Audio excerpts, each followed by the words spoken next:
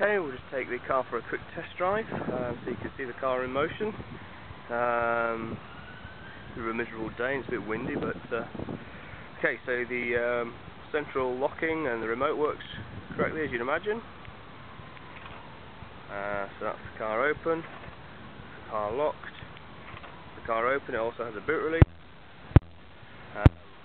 So now I press that, all I need to do is just lift it and it comes up. Okay, let's go for a quick drive.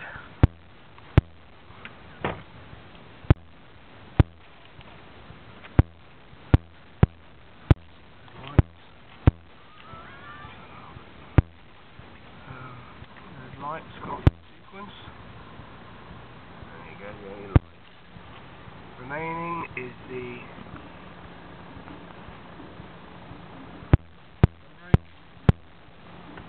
turn that off. Okay. Try and get a reasonable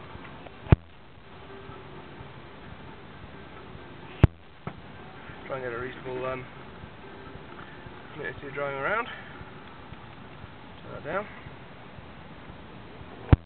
Today, I think it's a bit dark, so let's turn on to side lights. So okay, now the roads just next to me happen to be absolutely terrible condition, despite the fact we all pay our road tax. So you'll be able to see there are no bumps, clonks or anything otherwise from anywhere on the suspension or engine mounts.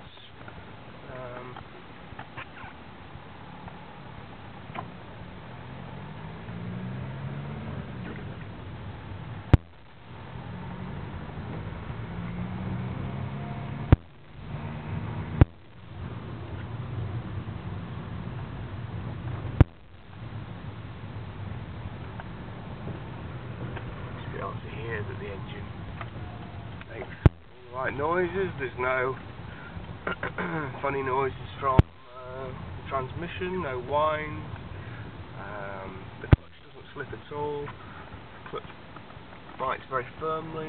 The gears select seamlessly. It is a low mileage car in the end, so you know you'd expect it to do all this. Okay, let's just see some acceleration. So I'll put my foot down now. You can see it accelerates pretty smoothly, very smoothly indeed. Also brakes well, as we're about to experience. I need to slow down, very sharpish. Brakes true. Obviously it's ABS, as you'd expect in a car of this age. Certainly the car is spec'd as highly. And as I've discussed in the other videos, I've gone through all the gizmetry, all the CD player, air conditioning, windows, mirrors and everything else to show that they all work 100%. This really is just a test drive, just so you can have a listen. This is why I've turned off the music, just so you can have a listen to the car and so on. The miles per gallon, this is an average miles per gallon. That's 53.4 presently, and that's on what's left in the tank. That's on an average of 30.1 miles an hour. So sort of a real mix really of sort of A road and town driving, that is.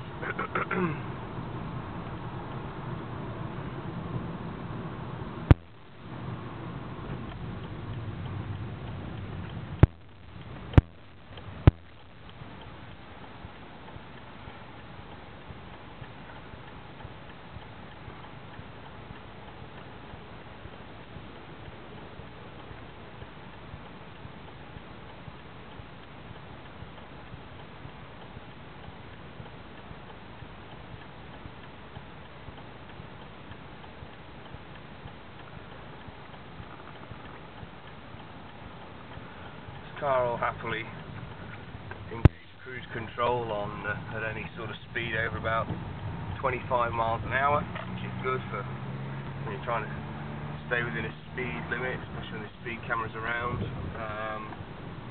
Actually, I could just demonstrate the cruise control working in theory. So let's quickly accelerate. Get up to the speed. So if I turn the cruise control on, the little green lights down there now. And if I press it on, that's now driving, and as you can see, without anything touching the pedals, and it's maintaining about 40 miles an hour. Okay, it's not 35 miles an hour, I said it was, sorry. And that's just being maintained purely by the cruise control. So if I now brake, that turns the cruise control off, and as you can see, it's now just slowing down gradually. Yeah, a lovely car to drive, very, very swift, accelerates very, very powerfully, wonderful torquey engine. I mean, BMW have excelled in diesel engines over the last 10 years, and sort of taken them really ahead of the game with Audi and Mercedes and other marques playing catch up really to the 320 stroke 520 or whatever, and obviously the 330, which was very, very popular. In fact, my father has a 330D convertible, which I sourced for him, which is a lovely car, an E46, and obviously those have been replaced now by the 335D, which is again really a phenomenal car. But this 320D is probably the pick of the bunch if you are not wanting to set any sort of speed records. 150 brake horsepower makes it very, very punchy indeed, especially in this light compact body, and it'll happily nip up to sort of, well, any speed really, anything up to sort of 140 miles an hour, I would guess, something around that. It's very, very comfortable. You can see there the flexibility, just straight. You know, just pull very hard. As soon as you put your foot down, you can really feel that turbo pulling very hard indeed. But the key benefit is obviously the economy, which, as we said, is 53.2. As you can see, that average hasn't really changed. I think it's 53.2 or 53.3 when we set off. This is with town driving now, so as you can see, that's not something that I've just zeroed and managed to achieve on a very quick run down the motorway and then show as if the car does an unrealistic economy. That is the genuine economy figure that I'm getting every day of the week, which I can assure you could certainly tell when you've run this for a month compared to running some of my other cars. This has been my daily choice every single day, actually, for every type of occasion. The other night we went down to the theatre, and again, this is smart enough. It looks nice, and also for a trip up to see my folks up at the hotel in Yorkshire. It's just a great car, plenty of space for my wife and I. It would suit any family, or young family especially. The back isn't particularly big, certainly big enough for children, but you wouldn't want to be taking 4 adults for huge long distances. I wouldn't suggest it is a compact after all. The clue's in the name. Oh, no, we have 330D, as discussed earlier. But yeah, the 330D averages around sort of 44, 43 miles per gallon in my experience, having owned one. And that's about what my dad gets, I think. But the 320, obviously being a whole litre capacity, much better on economy. And interestingly, it is interesting, I was just going to piss on my parade a little, back her up. And interestingly, the 330D in the E46 produces either 193 horsepower or 204.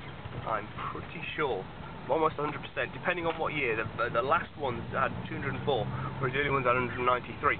So with 150 horsepower and being a considerably lighter engine, the 320 is, you know, I mean, I've driven a lot, the 330, and I wouldn't say there's a huge amount in it in terms of performance at all, but there is quite a significant amount when it comes to economy. So, yeah, anyway, me blethering away. Hopefully you've see that it's a lovely car, nice leather steering wheel, all the bits, all the toys, cruise control, which I've demonstrated working. Please look at the other videos because they show everything else. Just reverse in, and you'll be able to hear the reversing sensors because they all work, obviously, as you'd imagine.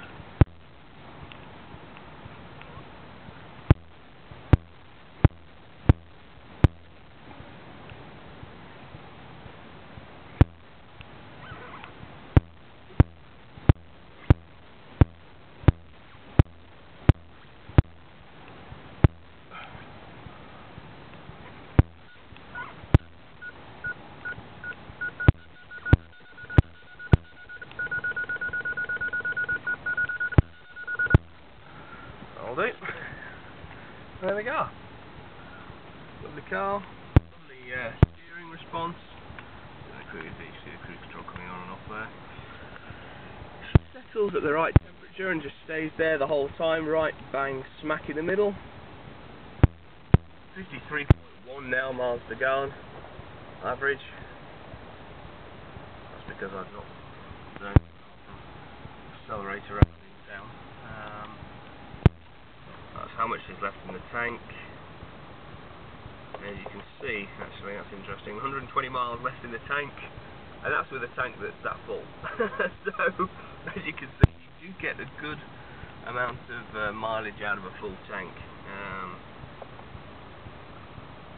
Current average speed, time, outside temperature. The instant miles per gallon on a BMW is always on their famous little dial here, which swings around. It's actually very good little indicator. As it swings over to the right, you do tend to ease off. Yeah. That's currently 64,600 miles. You put down 66,000 in my listing because I do use this daily. So, you know, that'll certainly mean we'll be on the right side of 66,000. Thank you very much for looking. Any questions, please do ask. Open to any offers. I mean, I think a lot of people say sensible offers only, but well, if it's not sensible, then it's not sensible, you know. It's up to you to make the offer. And I'll respond accordingly. Certainly won't be rude like some people.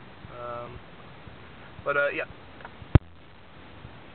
Any part exchange, cars or bikes, and cash either way. Thank you very much for looking at this BMW 320 Compact.